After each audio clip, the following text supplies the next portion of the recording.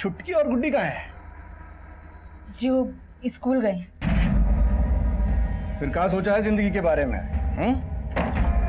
मेरा मतलब अकेली रहती हो, पति के बिना अच्छा नहीं लगता होगा ना। अब देखो तुम्हारी बिटिया का पालन पोषण कर रहे हैं, उसके बदले में कुछ तो चाहिए ना। बात सुनो, देखो सो के मनाओ, हमने तुम्हें इस घर से बाहर नहीं जाने दिया। हमारी बात मान लो, सब आगे अच्छा ही होगा। सुन रही हो? कुछ नहीं,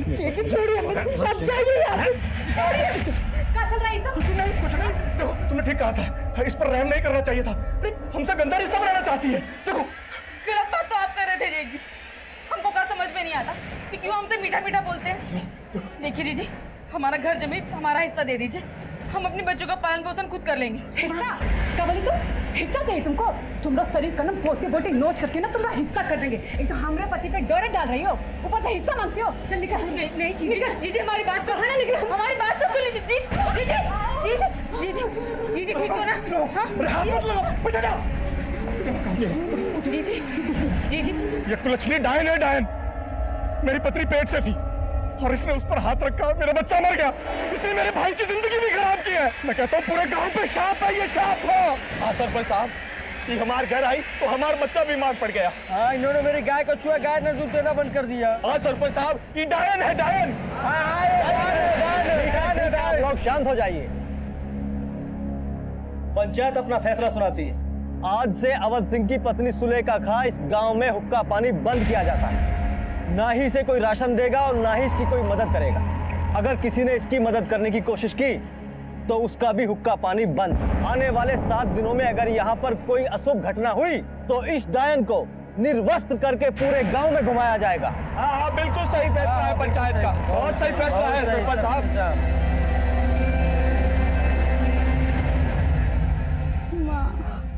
बहुत भूख लगी है। तुम लोग बैठो, मैं भी आती हूँ।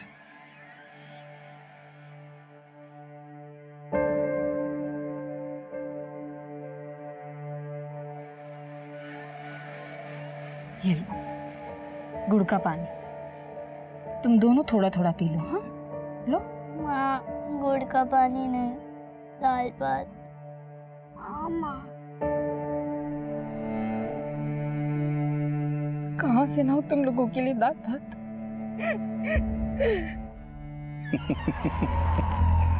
हमको आंख दिखाना कितनी बड़ी गलती थी। हाँ?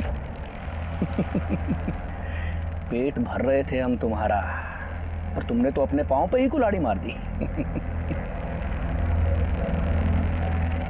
तो अब भी चाहे ना तो मैं तेरा और तेरे बच्चों का पेट भर सकता हूं।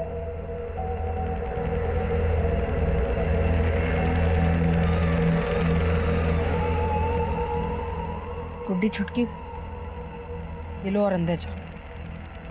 जाओ।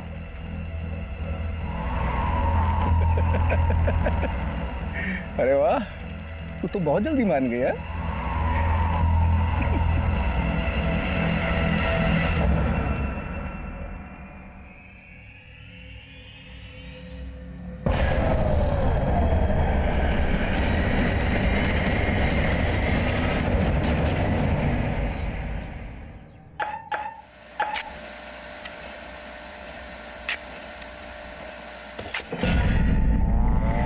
ठेकेदार साहब, क्या हुआ? ये देखिए हड्डी। एक काम करो, पूरा खोदो।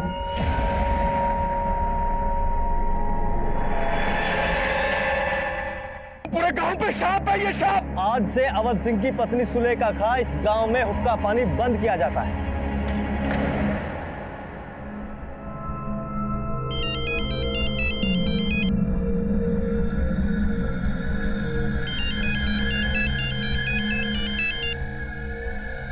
क्या हुआ? क्यों बार बार फोन कर रहे हैं? सर यहाँ बेडरूम के फर्श के नीचे खुदाई कर रहे थे तो 2 नर कंकाल निकले। क्या? और ये अक्ल की बैगन, तुझे कहा किसने था बेडरूम खोदने के लिए? अब सर टाइल्स लगवाना है और वायरिंग फिटिंग करनी है तो खुदाई तो करनी पड़ेगी ना। अभी किसी को कुछ पता नहीं चलना चाहिए। सर आप फोन नहीं उठा रहे थे तो मैंने पुलिस को कॉल कर दिया।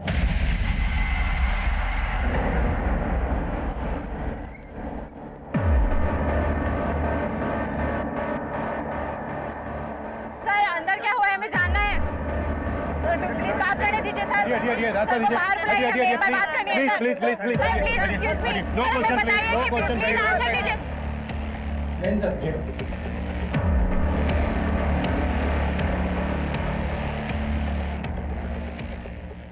सर इस घर का मालिक मनोहर लाल है और इस घर में जो ठेकेदार काम कर रहा है उसी ने मनोहर लाल को इन्फॉर्म किया था।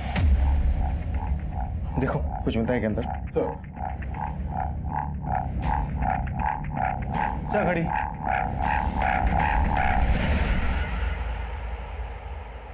चौदह तारीख। सर ये देखिए, ये खाली गिफ्ट रैपर मिला है। इस रैपर पर हैप्पी वैलेंटाइन डे लिखा है। घड़ी में है 14 तारीख, मतलब घड़ी 14 तारीख को बंद हुई। इसका मतलब यह है कि ये कंकाल किसी कपल के होंगे। शायद इन्हें 14 फरवरी वैलेंटाइन डे के दिन दफनाया गया होगा। सर सच में हमें कुछ नहीं पता कंकालों के बारे में। सर 2 साल से इस घर में रह रहे हैं हम, तो सोचा रिनोवेट करवा देते हैं। उनको क्या मालूम था कि कंकाल निकल आएंगे यहाँ पे। और कौन कौन रहता है इस घर में? अकेले रहते हैं हम।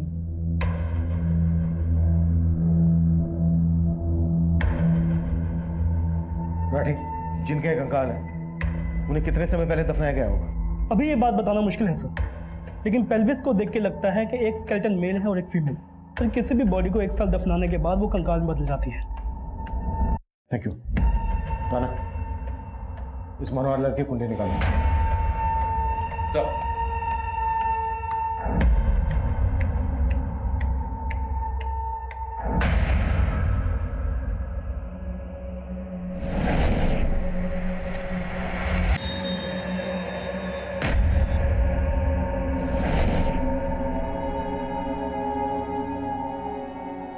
क्या हुआ चुटकी?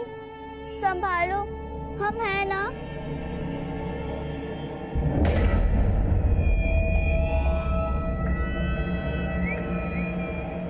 सर इस मकान की खुदाई में हमने 2 तरह के कंक्रीट मिले। एक जो इस मकान की कंस्ट्रक्शन के टाइम पे यूज हुआ और एक उसके बाद का। मतलब ये हत्याएं इस मकान के कंस्ट्रक्शन के बाद हुई हैं, जब ये मकान बन चुका है। Yes sir. उसके बाद बेडरूम में गड्ढा खोदकर इन लाशों को दफना दिया गया और उसके बाद कंक्रीट और टाइल से उसको कवर कर दिया गया। शर्मा, पता करो ये मकान कब बना था। कंकाल के साथ जो हमें हैप्पी वैलेंटाइन डे लिखा हुआ रैपर मिला है और 14 तारीख को बंद हुई घड़ी मिली है। 14 फरवरी और उसके आसपास की जितनी भी मिसिंग कंप्लेन है आसपास के सभी थानों में पता कर। आवाज लग रही है डियर आसू। बिजलियां गिराने का इरादा है? तुम्हारे लिए गिफ्ट लेकर आया हूं, ये। पर इसे यहाँ मत खोलना, घर जाके। एक मिनट, एक अर्जेंट फोन है, आता हूं।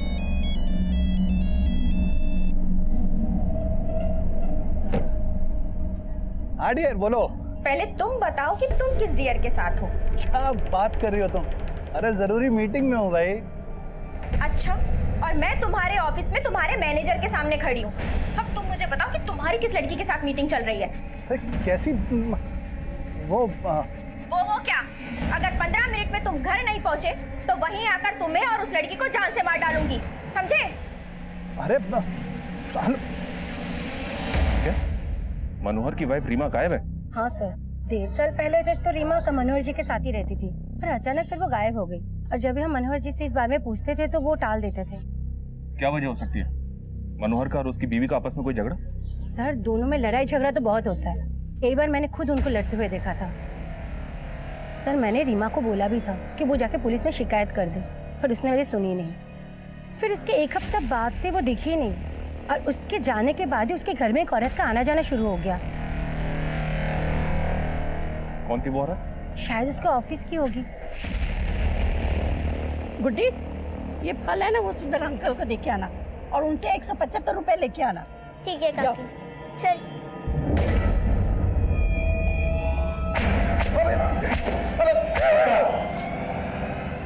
चल, मजा शुरू। सर जरूर आपके किसी ने कान भरे हैं सर। हमने अपनी बीवी को मारा ही नहीं है सर, वो खुद हमें छोड़ के चली गई। आजकल कहाँ है रीमा? सर हमको मालूम नहीं सर। तेरी पूरी पोल पट्टी खुल गई है। धोखा दे रहा था ना अपनी बीवी को। सर आप जिस औरत की बात कर रहे हैं वो हमारी कलीग थी सर, मीनाक्षी। हम और वो अच्छे दोस्त हैं सर। धोखा तो हमारी बीवी ने हमको दिया है सर। हमारे ऑफिस में एक हमारे जूनियर रोहन के साथ उसका चक्कर चल रहा था सर।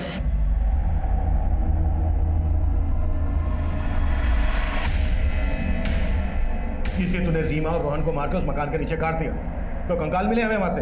अब ये बोल, मीनाक्षी भी इसमें इन्वॉल्व थी?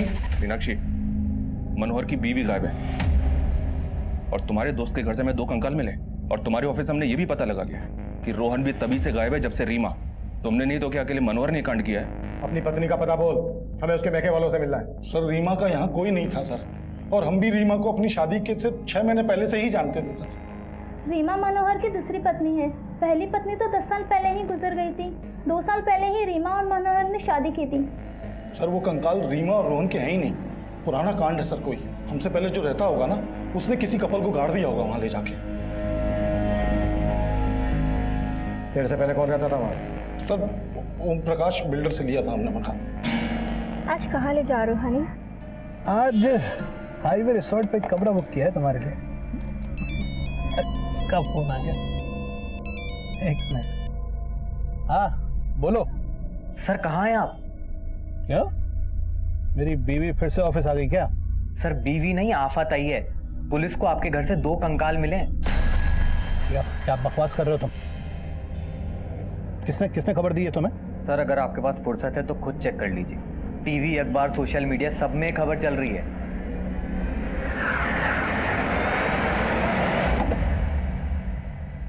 रुक, पैसे लेके आता हूँ।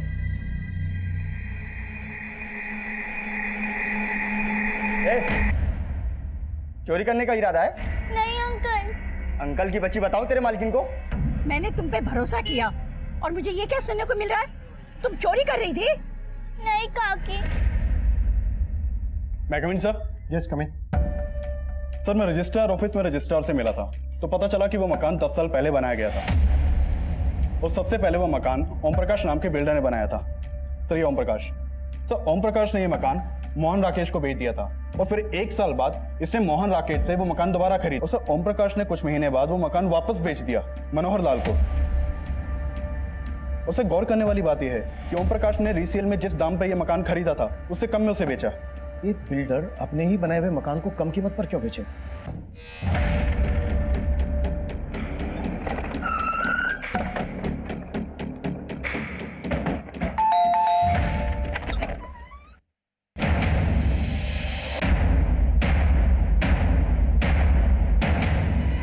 आपने अपना मकान कम कीमत में बेचा। ऐसा होता नहीं है कि कोई बिल्डर खुद की बनाई हुई प्रॉपर्टी नुकसान में बेचे। नहीं, वैसी बात नहीं है सर। क्या है, मेरे को फैमिली के लिए थोड़ा बड़ा घर चाहिए था, इसलिए मैंने वो घर निकाल दिया। बाकी और कोई बात नहीं है सर। कहीं ऐसा तो नहीं है कि कम कीमत में इसलिए बेचा क्योंकि 2 लाशें दफन थी जमीन के नीचे, उस कपल को मार के गाड़ दिया? कौन थे वो लोग जिनके कंकाल मिले हमें? सर ये आप क्या कह रहे हैं? मुझे कुछ भी पता नहीं है सर। मैंने वो मकान बनवाया जरूर था, लेकिन मैं कभी रहने के लिए नहीं गया। मैंने वो मकान मोहन राकेश को बेचा था सर। वो हापुड़ में रहता है। बाद में उसको वो मकान दोबारा बेचना था तो मैंने खरीद लिया सर। ये लीजिए, बाकी मैं ट्रांसफर कर दूंगा। सर वो दोनों नरकंकाल किसके थे मुझे नहीं पता है सर। हो सकता है सर वो मोहन राकेश ने कोई कांड किया हो। वो हापुड़ में रहता है सर। वो हम पता कर लेंगे, लेकिन बिना हमसे पूछे शहर से बाहर नहीं जाऊंगे। नहीं, बिल्कुल नहीं चाहूंगा सर।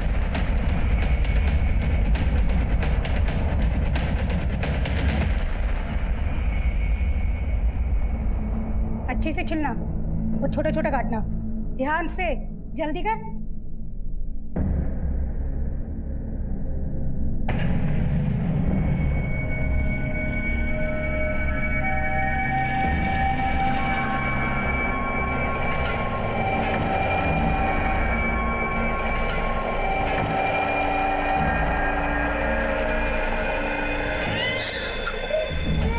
नन्हे, क्या हुआ?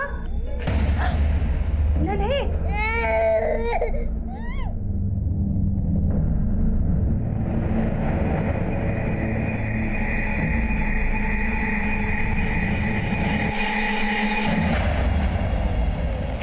सर वो घर मैंने 2010 में खरीदा था, फिर मेरा मुंबई में ट्रांसफर हो गया। उसके बाद 2015 में मैं रिटायर हो गया। प्रॉपर्टी का कुछ फायदा नहीं था, इसलिए घर बेचने की सोचा मैंने। बिल्डर ओम प्रकाश को पता चला तो उसने वो घर खरीद लिया मुझसे। तब से लेके आज तक मैं अपने बेटे के साथ हापुड़ में रह रहा हूँ। कहीं ऐसा तो नहीं है कि पहले 2 लाशें दफन कर दी और उसके बाद घर बेच दिया? नहीं सर, कुछ समय के लिए मैंने वो घर किराए पर दिया था एक रिटायर आर्मी वाले को। चंदन सिंह नाम था उसका। आप घर की बिल्कुल फिक्र ना करें, अपने घर की तरह हिफाजत करूंगा। 1 साल तक चंदन किराया बराबर भेजता रहा। उसके बाद अचानक उसने पैसे भेजना बंद कर दिया। मैंने उसे बहुत कॉल किया लेकिन उसने मेरे एक कॉल का भी जवाब नहीं दिया सर। फिर मजबूर होकर 2-3 महीने के बाद मैं उसे मिलने गया तो घर में ताला लगा हुआ था और चंदन का भी कहीं अता पता नहीं था। चंदन सिंह का फोन नंबर और कहाँ का रहने वाला था ये?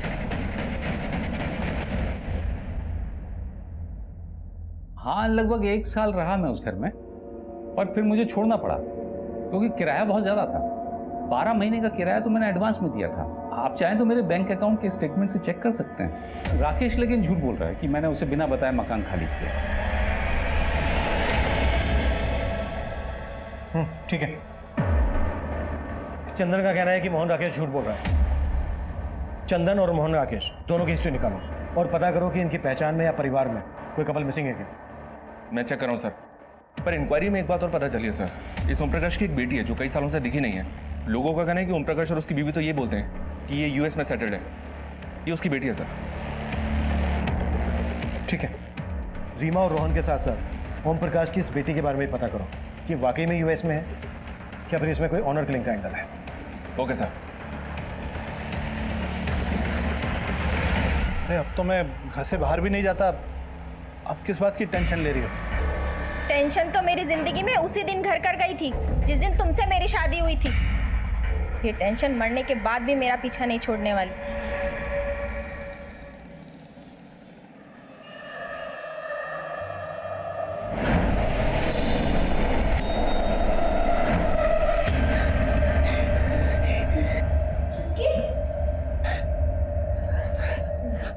क्या हुआ चुटकी?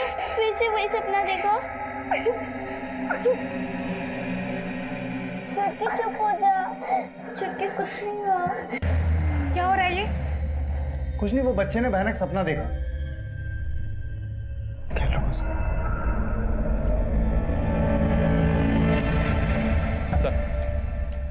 सर मैंने पता किया, ओम प्रकाश की बेटी वाकई में यूएस में सेटल्ड है। लेकिन सर एक मिसिंग कपल मिला है जिसका कनेक्शन ओम प्रकाश के साथ है। इस ओम प्रकाश ने एक बार नगर पालिका के एग्जीक्यूटिव इंजीनियर को जान से मारने की धमकी दी थी। ये देखिए सर, ये वो इंजीनियर है, इसका नाम प्रताप है।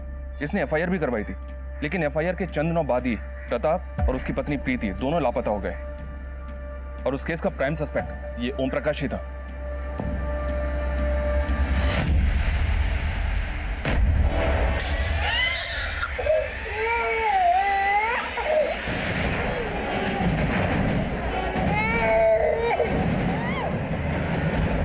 गरम चाय से जला दिया ना मेरी बेटी को। हाँ? अब बताती हूँ मुझे जलन क्या होती है। चल बताती हूँ। हाँ? जलाया ना मेरी बेटी को, जलाया। अब देख क्या करती है। मेरी बहन को मारेगी तू? भाग चुटकी, जल्दी कर। रुक बुढ़ी, रुक। तू जानबूझ के टकराया था ना मुझसे? सच में जला दूं? देखो अगर नन्ही के साथ कुछ किया ना तो मैं तुम दोनों को अंदर करवा दूंगी।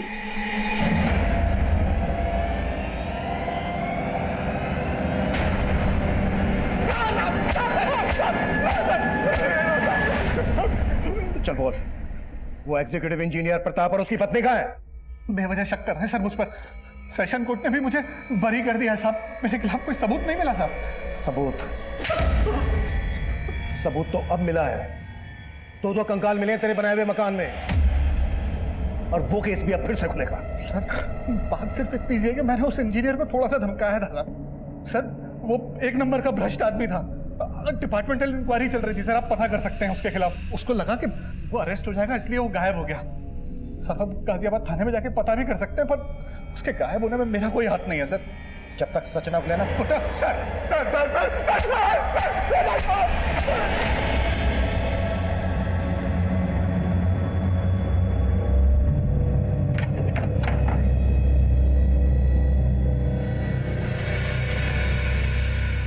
नन्हे बेटा, क्या हुआ बेटा? हाँ नन्हे क्या हुआ बेटा?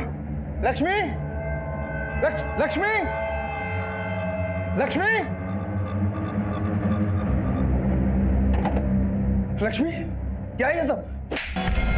तुम्हारे करतूतों की वजह से उन लड़कियों ने मुझसे और नन्हे से बदला लिया। तुमने उनके साथ ऐसा किया? छी!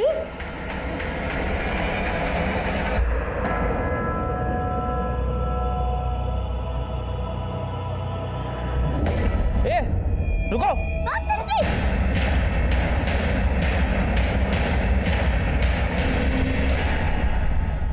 सर, इंजीनियर प्रताप और उसकी पत्नी प्रीति 3 साल पहले फरवरी से गायब हैं। और मनोहर की दूसरी बीवी रीमा और रोहन का भी अभी तक कुछ पता नहीं चल रहा है। इसके अलावा किसी और कपल के बारे में पता चला जो उस घर में रहने वाले चंदर और मोहन राकेश से कनेक्टेड हो? उनके बैकग्राउंड में ऐसा कोई कपल नजर तो नहीं आ रहा है जो मिसिंग हो। माना रीमा, रोहन, प्रीति, प्रताप नहीं मिल रहे हैं, लेकिन जब तक फोरेंसिक रिपोर्ट नहीं आ जाती तब तक हमें हर पॉसिबिलिटीज पर काम करना है। ये केस बिल्कुल भी आसान नहीं था और तब हमारी मुसीबतें और भी बढ़ने वाली थी। जो कपल गायब थे, इसके लिए उन कंकालों की फोरेंसिक रिपोर्ट इसमें हमारी कोई खास मदद नहीं करने वाली थी। मनोहर लाल और ओम प्रकाश को कोर्ट ने जमानत दे दी थी। रीमा, रोहन और प्रीति प्रताप के अलावा एक और कपल हमारी फहरिस्त में जुड़ने वाला था। सर, ये विजय, ये इस एरिया में 7 साल से रह रहा है। बोलो विजय। साहब, यहाँ पास में फैक्ट्री है, वहाँ काम करता था वो मुझे दिखा था एक बार यहाँ।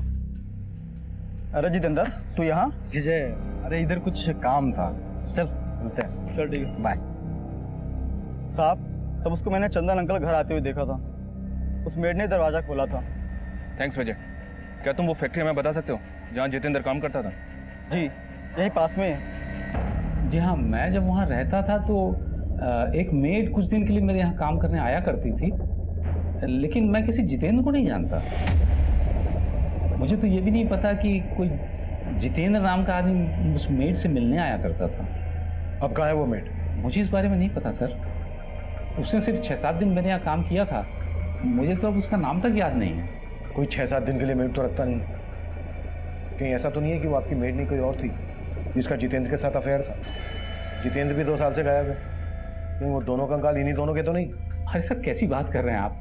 उस दौरान मुझे एक मेड की ज़रूरत थी, इसलिए मैंने आसपास के लोगों को बोला था और वो खुद काम मांगने आई थी मेरे पास। आपको काम वाली बाई की जरूरत थी? हाँ हाँ जी, मैं घर के सारे काम करती हूँ, आप मुझे रख लीजिए। सर, उसने सिर्फ 6-7 दिन काम किया था, उसके बाद अचानक आना बंद कर दिया। मुझे लगा शायद इसको काम जमा नहीं होगा। शिवजी सर, मैं उस फैक्ट्री के मैनेजर से मिला। उसने बताया कि 2 साल पहले जितेंद्र ने अचानक से फैक्ट्री आना बंद कर दिया था। वो वहाँ डेली वेजेस पर काम करता था, इसलिए सबको लगा कि शायद उसने कहीं और काम पकड़ लिया होगा। सर, जितेंद्र के कोवर्कर ने बताया कि उसका मंजरी नाम की एक लड़की के साथ अफेयर था जो उससे मिलने के लिए फैक्ट्री में आती थी। सर, ये मंजरी वही मेड हो सकती है जिसको विजय ने चंदन के घर देखा था। फैक्ट्री से जितेंद्र का नंबर मिला तो है, लेकिन बंद है। उस नंबर के कॉल रिकॉर्ड चेक लो और पता करो कि वो नंबर कौन से एड्रेस पर रजिस्टर्ड है। Right sir.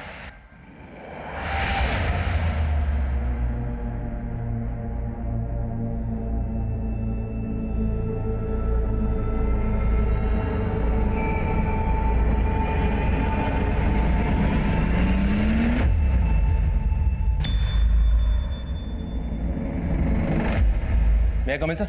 यस, कम इन। सर, जितेंद्र का नंबर पिछले 2 साल से बंद है। उसके मोबाइल सर्विस प्रोवाइडर से उसका फोटो भी मिला है। ये नंबर मथुरा के एड्रेस पर रजिस्टर्ड था।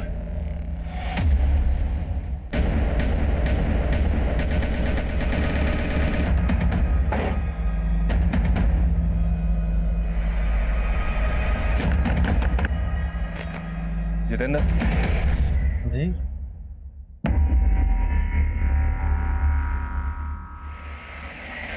हाँ साहब, मैंने ही चंदन अंकल के यहाँ काम किया था। तुम्हारा नाम? जी, मंजरी। तुम मेरठ में कहाँ रहती थी? जी, वो संगम नगर है ना, बस वहीं पे। जितेंद्र, तुम्हारा मोबाइल पिछले 2 साल से बंद है, यूं अचानक से मेरठ से मथुरा? सर, मैं मंजरी से शादी करना चाहता था, लेकिन वहाँ रहने तक का ठिकाना नहीं था, तो इसलिए हमने सोचा गांव आकर खेतीबाड़ी करेंगे, इसीलिए वो फ़ोन बंद कर दिया साहब। लेकिन आप ये क्यों पूछ रहे साहब? दरअसल मंजरी जिस घर में काम करती थी उस घर में हमें 2 कंकाल मिले। हम ये पता लगाने की कोशिश कर रहे हैं कि वहां किस कपल का मर्डर हुआ था। अच्छा मंजरी, जब तुम उस घर में काम कर रही थी, कभी तुमने कुछ ऐसा देखा जो तुम्हें अजीब लगा? कभी ऐसा महसूस किया तुमने? जी, ऐसा तो कभी कुछ नहीं, मैंने वहाँ कुछ वक्त के लिए काम किया था। सर, वो कंकाल या रीमा रोहन के या प्रीति प्रताप के? क्योंकि उन दोनों कपल्स के बारे में कोई लीड नहीं मिल रही है। पॉसिबिलिटी तो फिलहाल यही दिख रही है। ठीक है, जैसे कुछ और पता चलता है अपडेट में बोलो। सर उन दोनों कंकालों की फॉरेंसिक रिपोर्ट आ गई है। सर जैसा कि हमें पता चला है कि उन दोनों कंकालों में से एक मेल है और एक फीमेल। सर फॉरेंसिक रिपोर्ट से ये पता चला है कि मौत के समय जो मेल कंकाल है उसकी उम्र 45 से 50 होगी और जो फीमेल कंकाल है उसकी 20 से 25। इसका मतलब दोनों की उम्र में काफी फर्क था। जी सर। और सर ये जो मेल कंकाल है उसके स्कल पे कुछ क्रैक्स हैं। ये दोनों लाशें लगभग 2 साल पुरानी हैं। इसका मतलब वो कंकाल इंजीनियर पति पत्नी के तो नहीं हो सकते। मनोहर की पत्नी उम्र में मनोहर से काफी छोटी थी और मनोहर का कलीग रोहन अब से 2 साल पहले लगभग 45 साल का था। इसका मतलब वो कपल रोहन और रीमा हो सकते हैं।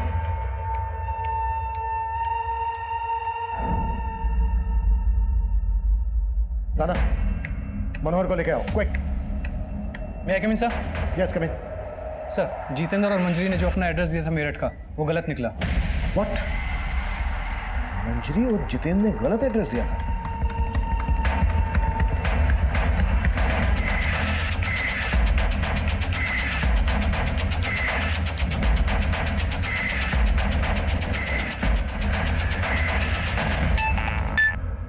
हेलो सर मनोहर गायब है, ना ऑफिस में है ना घर में है, और अपना फोन भी बंद कर रखा उसने। व्हाट? मंजरी और जितेंद्र भी गायब है? हाँ सर, पड़ोसी ने सुबह उन्हें बैगेज के साथ जाते हुए देखा है। उन दोनों के करंट फोन नंबर्स भी बंद हैं। इनकी एक एक डिटेल चाहिए मुझे। पता करो कि मनोहर के साथ इनका क्या कनेक्शन है। Okay sir. माना मंजरी और जितेंद्र की इंटेंशन हम पहले नहीं समझ पाए, लेकिन ये मनोहर हमारी नाक के नीचे से कैसे गायब हो गया? कैसे भी करके मनोहर मुझे अंदर चाहिए, कहीं से भी खोद के निकालो उसे, लेकिन जल्दी। सर मंजरी और जितेंद्र को पहले हम विक्टिम मान रहे थे, लेकिन ये तो खिलाड़ी निकले। मंजरी चंदन के यहां पर मेट थी। हो सकता है मंजरी ने जितेंद्र के साथ मिलकर चंदन के एब्सेंस में ये कांड किया हो। आई फील मनोहर का इन दोनों के साथ कनेक्शन होगा। इन सब के पिछले 2 साल पुराने कॉल रिकॉर्ड निकलवाओ जल्दी। सर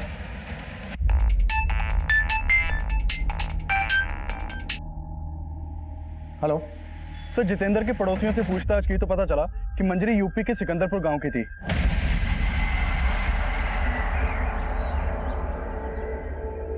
मंजरी को यहाँ गांव में पहले गुड्डी बुलाते थे। उसकी एक छोटी बहन चुटकी भी थी, उसका नाम पलक था। 10 साल पहले मैंने उनको आखिरी बार देखा था। अगर मैंने उन्हें नहीं बचाया होता तो उन बेचारियों का भी वही हश्र होता जो उनकी माँ का हुआ। अरे वाह, तू तो बहुत जल्दी मान गया। वो हमारा सिर्फ दाना पानी बंद करवा सकता है, अपने वासना की भूख नहीं मिटा सकता, समझो? जिंदा नहीं छोड़ोगे।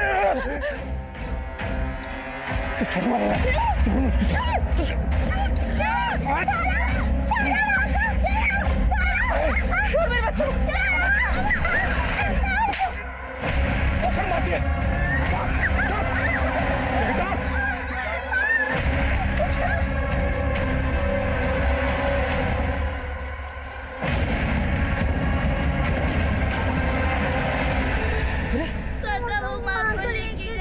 चिंता मत करो, मैं हूं ना, मैं हूं तुम्हारे साथ। चलो आ जाओ, चलो।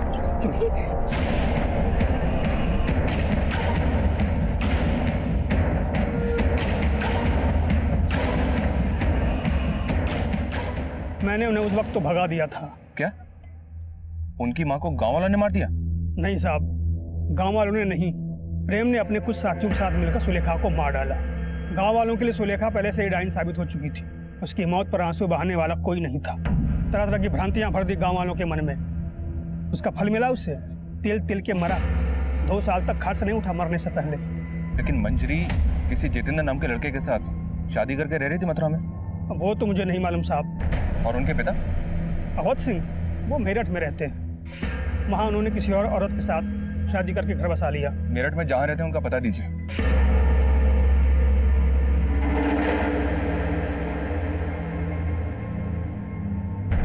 अपनी माँ की हत्या के बाद वो शहर चली आई थी। उन्हें तो ये भी नहीं मालूम था कि मैं यहाँ रहता था।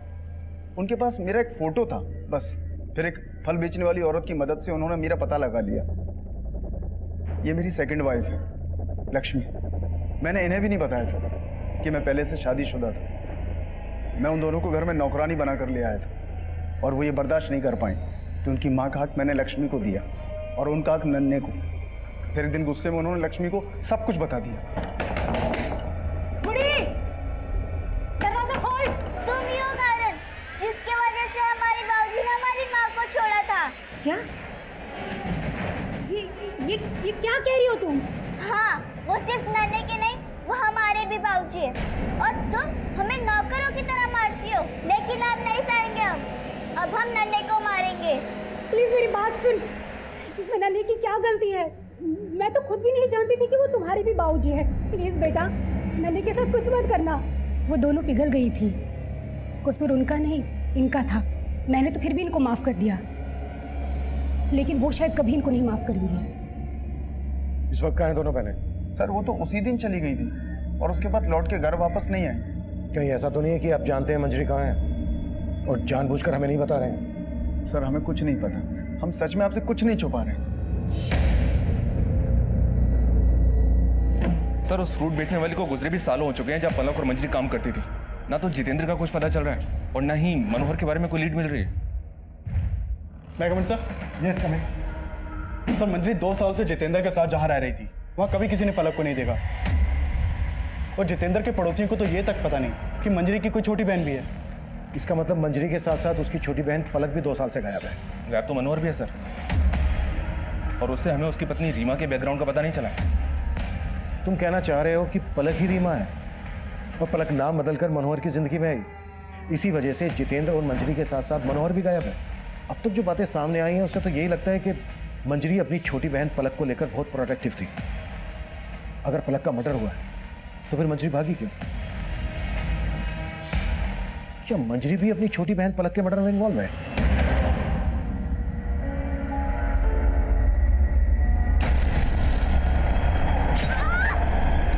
सर हमने मनोहर, चंदन, जितेंद्र और मंजरी के 2 साल पुराने कॉल रिकॉर्ड्स निकाले। मनोहर का जितेंद्र और मंजरी के साथ तो कोई कनेक्शन नहीं मिला है, लेकिन चंदन, जितेंद्र और मंजरी के कॉल रिकॉर्ड्स में एक कॉमन नंबर मिला है। वो नंबर किसी सोनलाल का है। ये सोनलाल है सर, और इसका फोन भी 2 साल से बंद है। सर मंजरी के ऊपर कोसी हाईवे के पास रुद्रनगर में जानलेवा हमला हुआ है और कोसी पुलिस ने मंजरी की फोटो सारे थानों में सर्कुलेट कर दी है। सर जिस वक्त मंजरी के ऊपर हमला हुआ उसका बच्चा भी उसके साथ था। सर एक आई विटनेस ने जितेंद्र को मंजरी के ऊपर हमला करते हुए देखा था। सर मंजरी जिंदा है और उसका इलाज चल रहा है और कोसी पुलिस जितेंद्र को कोसी में सब जगह ढूंढ रही है। देख, अब अगर कुछ भी छुपाया ना तो हमारे हाथ चलेंगे। ये सोहनलाल कौन है? और ये रीमा मंजरी की छोटी बहन पलक है ना? नहीं सर, ये पलक नहीं है। सर कोसी पुलिस ने जितेंद्र को अरेस्ट कर लिया है।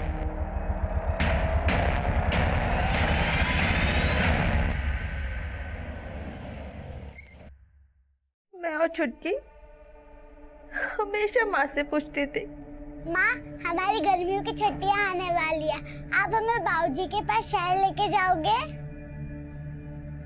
लेकिन माँ कोई ना कोई बहाना बना के बाहर टाल लेती थी। तब हमें समझ नहीं आता था माँ बाबूजी की बेवफाई की सजा काट रही थी और मेरे ताऊ तो मेरे बाबूजी से भी गई गुजर निकले। अपनी गंदी नीयत पर पर्दा डालने के लिए उन्होंने पूरे गांव के सामने मेरी माँ को डायन साबित कर दिया। आखिरी बार माँ की शक्ल भी नहीं देख पाए हम दोनों बहनें। हमें बस इतना पता था कि हमारे बाबूजी यहाँ मेरठ में रहते हैं, तो हम दोनों बहनें मेरठ चले आए। फिर फल वाली काकी ने हमारे बाबूजी को खोज तो निकाला, पर वो कई सालों पहले हमें पराया कर चुके थे। हम वहां से भी निकल गए। सोचा उनकी दहलीज पर कभी कदम नहीं रखेंगे। हम काकी के पास लौट रहे थे, तब फिर सोहनलाल आया हमारी जिंदगी में। कहने को वो हमारा मसीहा था, उसने हमें उन लड़कों से बचाया था। वो हमें अपनी नई जिंदगी देने के लिए अपने घर ले गया। बोला कि अरे ये तुम्हारा ही घर है, बैठ। देखो, आज से मुझे ही अपना पापा समझना है और आज से तुम दोनों की सारी जिम्मेदारियां मेरी। उसने हमें पाला, पढ़ाया, सब किया, लेकिन उसकी नीयत डोलने में वक्त नहीं लगा। जिंदगी जैसे तैसे कट रही थी। फिर जितेंद्र हमारी जिंदगी में आया। मैं मंजरी के लिए किसी हद तक जा सकता था साहब, लेकिन तब तक उसने बताया नहीं कि उसका मुंह बोला बाप सोहन लाल उसका रेप करता था। सिर्फ सोहन लाल ही नहीं, उसका दोस्त चंदन भी।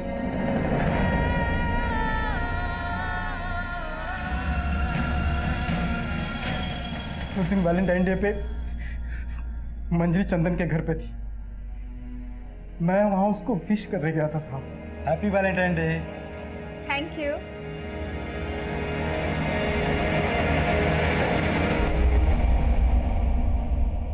ये क्या हो रहा है मेरे घर पे? हाँ? एक और तू साले तेरे इतनी मजाल, तू मेरे घर पे। अगर मैं उस शैतान को पहले ही मार देती तो आज मेरी चुटकी।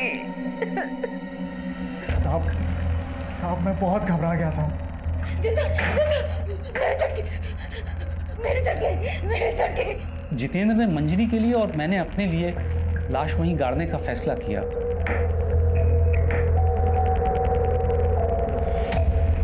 जब माँ गई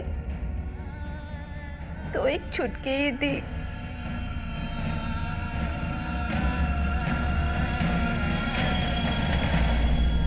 जिससे लिपट कर रो सकती थी, लेकिन अब वो चली गई है तो कोई नहीं है। जितेंद्र भी नहीं। मंजरी से शादी तो कर ली, लेकिन सहन नहीं कर पाया कि मेरे और मंजरी के बीच सोहनलाल मरा ही नहीं था। वो मेरा बच्चा नहीं था, वो सोहनलाल का बच्चा था साहब। और जब आप हमसे मिलकर गए तो मंजरी काफी डर गई थी। पुलिस हम तक पहुंच गई है जितेंद्र। अब हम और नहीं भाग सकते हैं। मैं पुलिस को जाके सब सच बता देती हूँ।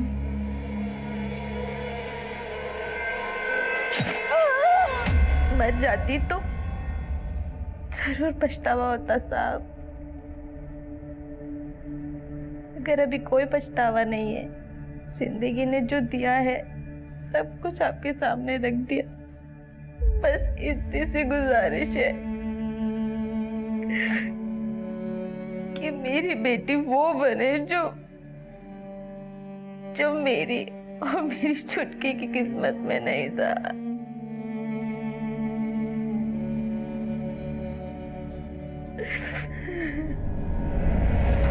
सोहनलाल एक लंबे अरसे से मंजरी के साथ रेप कर रहा था।